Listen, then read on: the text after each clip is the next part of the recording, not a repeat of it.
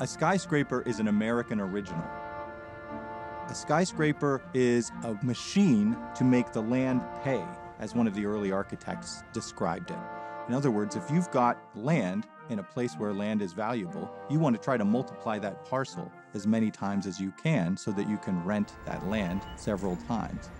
Pittsburgh, because of the great success of its steel industry, other manufacturing, and its banking industry, really had an environment that was ripe for skyscraper investment.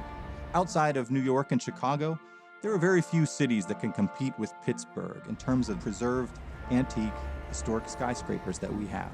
We've got all different kinds. We've got classical Beaux-Arts style, and we've got one that looks like a Venetian palazzo, and another that looks like a Gothic cathedral, and we've got great Art Deco models as well. So a wide selection of skyscrapers 100 years old and older.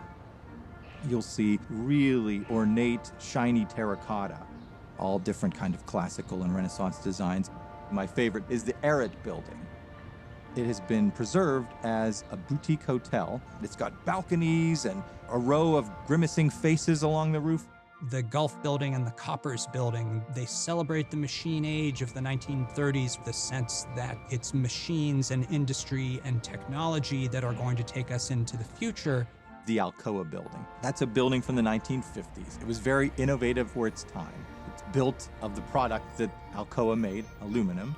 Skyscrapers were a huge technological leap forward, not just in the fact that they were tall, but that they were the first really tall things in cities outside of a church steeple.